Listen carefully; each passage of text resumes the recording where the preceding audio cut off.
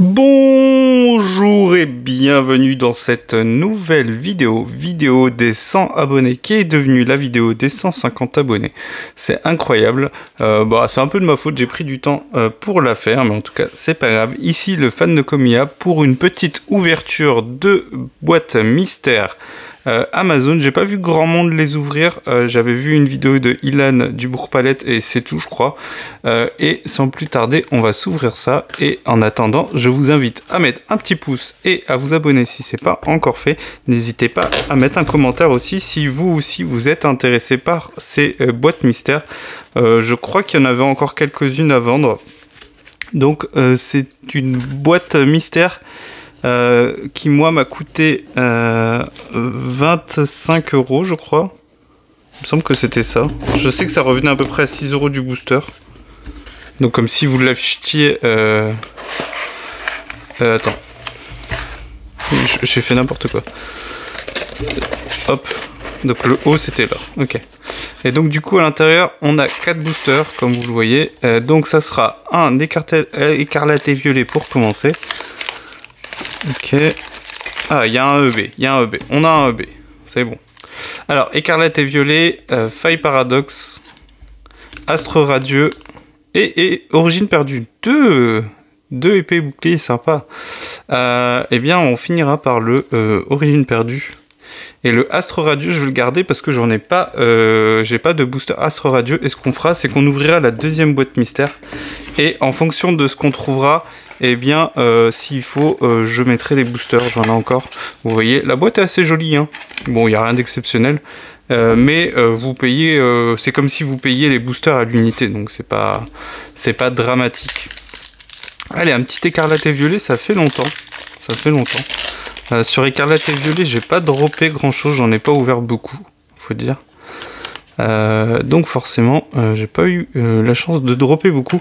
Et dans cette ouverture, donc ça sera le booster juste après, ça sera le 200e booster depuis que je compte, hein. J'en ai ouvert un peu plus avant, mais j'ai commencé à relever mes drops et du coup j'ai établi les stats. Et donc du coup sur 200 boosters, un peu plus de 200 boosters après du coup, je ferai le point pour vous montrer. Magnifique illustration de Komiya. On en profite. Du coup, je vous publierai mes stats. Très belle carte. Je crois que je l'ai déjà. Je vais quand même le mettre de côté. Je vous publierai mes stats. Je ferai une vidéo pour vous commenter ça. On va voir, du coup, on comparera à l'ouverture de l'équivalent de display avec les taux drop qu'on peut avoir pour que vous compreniez, du coup, s'il y a il y a forcément une différence. Je pense que j'en ai moins que si j'avais ouvert l'équivalent en display. Est-ce qu'on a quelque chose derrière? Non, ça sera Motorizard. Bon, rien sur EV. EV, j'ai vraiment pas de chance, hein. Et c'est donc le 200e booster. 200, c'est fou. Est-ce qu'on va avoir quelque chose sur ce 200e booster? Il était dur à ouvrir celui-là. Pas dit, hein, franchement, je le sens pas trop, hein. J'ai un peu la poisse en ce moment, à part sur EV8 évidemment. Mais chute. Faut pas le répéter. Hop. Tiens, c'était une holo. Je ne savais même pas que Rouble Nord c'était une holo sur EV4. Et ça sera rien. Je crois qu'on va rien avoir du tout. Et le code, pardon.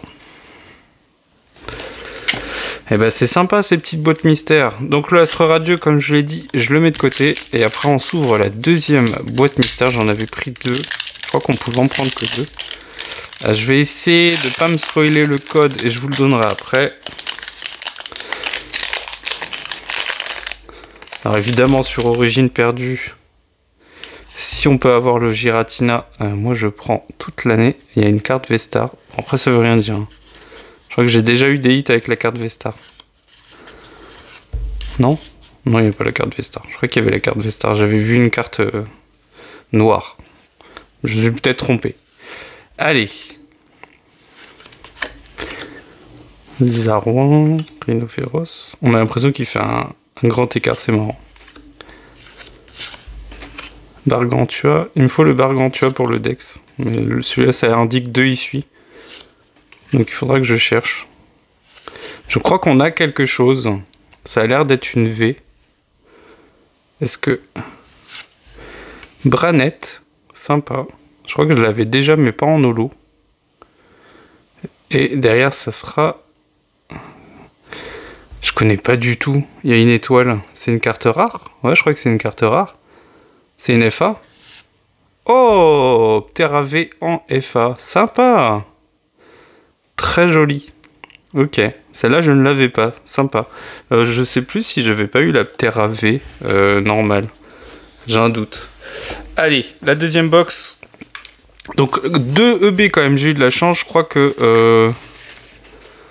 c'était pas garanti les 2 EB. Oh là là. J'ouvre ça sur le côté parce que devant la caméra, j'y arrive pas. Ah. Alors, c'est pas un item ouf, hein, je vous le conseille pas dans le sens où c'est des boosters qu'on peut trouver. On peut les trouver hein, en dehors de ces objets. C'est plus pour le kiff si vous voulez découvrir et que vous aimez vous surprendre. Un petit flamme obsidienne. Derrière, ça sera à nouveau un faille paradoxe. On aura un tempête argentée. Je pense que je vais le garder pareil. Et un EV2. Bah, du coup, ça fera 6 boosters, c'est très bien. Le tempête argentée, je vais le garder parce que j'en ai pas beaucoup en loose. J'ai un art set en blister, mais en loose, j'en ai pas beaucoup. Et c'est pas des séries où je cherche quelque chose. On va commencer par le flamme obsidienne. On va finir par le EV2, parce que EV2, c'est une série que j'aime bien. Ça serait bien une petite AR. Ou une SAR, hein. Si j'ai une SAR, moi je vais pas me plaindre, évidemment. Le code, c'est pour vous, si vous les utilisez encore. Je sais pas si vous utilisez encore l'application JCC Live, hein, depuis qu'il y a Pokémon Pocket. C'est pas impossible que Pokémon Pocket ait vampirisé eh bien, l'audience des personnes qui étaient sur l'application, l'ancienne application, qui permettait de faire des matchs, mais des matchs au format normal, donc du coup avec des decks de 60 cartes. Et moi, j'avoue que c'était très long. Ça m'a pas vraiment plu. Cisaiox, sympa, mais je l'ai déjà. Allez, le faille paradoxe. Donc ce genre d'item, hein, c'est vous et votre chance. Hein, donc c'est des boosters non triés, non pesés. D'ailleurs, oui, c'était un code noir, évidemment. J'avais oublié. Je sais plus si je vous l'ai donné. Je vous le remets. Je crois que je l'avais pas donné.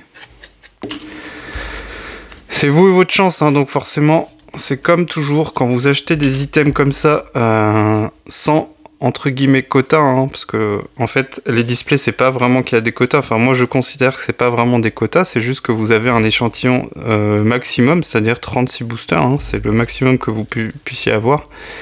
Donc, forcément, avec 36 boosters, vous augmentez vos chances eh bien, de vous mettre dans des situations où vous allez avoir des items. Des hits, et donc lisser sur une ouverture d'un certain nombre de displays, évidemment on se rapproche des taux qu'on connaît. Donc ça c'est la carte qu'on a dans les duo packs du coup justement, sauf qu'elle est en version Cosmo Holo, et ça sera un Samouraï FA, sympa. Bon, je suis pas sûr de la garder, mais toujours sympa de faire tomber une FA. Les FA sur Faille Paradox, c'est une tous les 15 boosters. Donc ça fait plaisir. Samouraï qui dans Faille Paradox a aussi une version SAR qui code pas trop. De manière générale, les SAR de Faille Paradox, qui sont pourtant dures à aller chercher, hein, elles ne codent pas tant que ça, c'est-à-dire qu'elles sont à moins de 100 €. Si vous comparez à d'autres séries, évidemment c'est pas la même chose. Pas du tout. Très beau Ramolos de Soso. Très belle illustration, je l'aime bien celle-ci. C'est une des premières que j'ai fait tomber. Et j'ai tout de suite senti que l'artiste et sa patte allaient me plaire. Donc, je sais pas ce que vous en pensez. Mais c'est un artiste qui sait se faire remarquer. Allez, on commence avec une Reverse Holo de Luxray. Et SAR, SAR, SAR. Sur EV2, il y en a plein. Me dis pas que c'est... Ah, je l'ai déjà. C'est celle que j'avais fait tomber en short. Ouais, c'est Flamigator.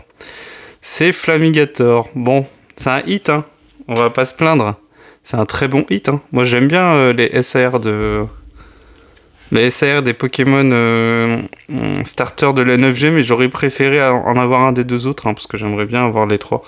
Mais bon, c'est comme ça. Du coup, ça sera le Flamigator. Bah, ça fait plaisir, hein. 3 hits en 6 boosters, c'est très très bien. Franchement, elle est très belle. C'est celle des 3 que je préfère avec le Miascarade. La Palmaval, je suis un peu moins convaincu. Et bah, c'est pas grave. Ça sera un double. Du coup, ça sera à l'échange. Ou à la vente. Eh bien, pas mal. Et on va arrondir les angles. Je vais me faire un petit booster. J'en ai toujours qui traînent. Donc là, ça fera un 7e booster. On va faire du EV5. Il n'y en avait pas dans ces boîtes mystères. Donc, les boîtes mystères, hein, pas ouf. C'est juste sympa si vous voulez comme ça. Eh bien, découvrir un peu en surprise des boosters. Mais c'est des boosters, il n'y a pas de vintage. Vous aurez au mieux du EB. C'est sympa si vous cherchez à compléter vos artsets de EB par exemple. Si, comme moi, et bien de temps en temps, vous achetez des coffrets et que vous mettez les boosters EB de côté, c'est vrai que ça peut être sympa d'aller compléter comme ça. Mais à ce niveau-là, franchement, moi c'était pour faire une vidéo. Bon là, je l'ai fait. De là à en reprendre, je pense pas. Mais ça peut être sympa si vous voulez faire plaisir à un enfant par exemple. Et pas lui offrir un coffret moche. Hein, c'est pas qu'on n'aime pas les choix des Pokémon dans les coffrets, mais c'est pas ouf, hein, franchement, on va pas se le cacher. Et du coup, il n'y aura rien pour l'instant. Et derrière, ça sera une holo. Voilà. Ben, j'aurais pas dû l'ouvrir. Allez. On va en rester là. On aura quand même eu 3 hits. Donc le Ptera V en full art sur Origine Perdue. Le Flamigator sur EV2, très belle SR. Donc c'est la 4e SR que je fais tomber sur EV2. Mais les 2 premières, donc j'avais eu Grusha et Saguaro, c'était pas à l'époque où je filmais et je relevais toutes mes ouvertures.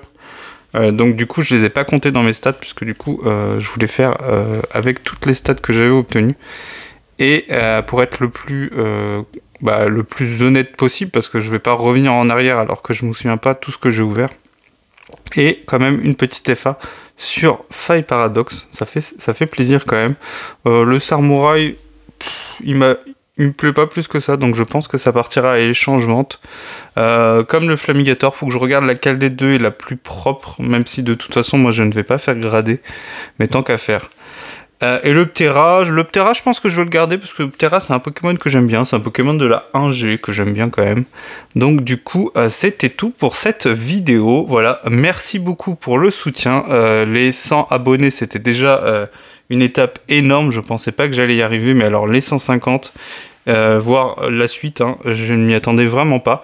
Je pense que maintenant je vais arrêter d'annoncer des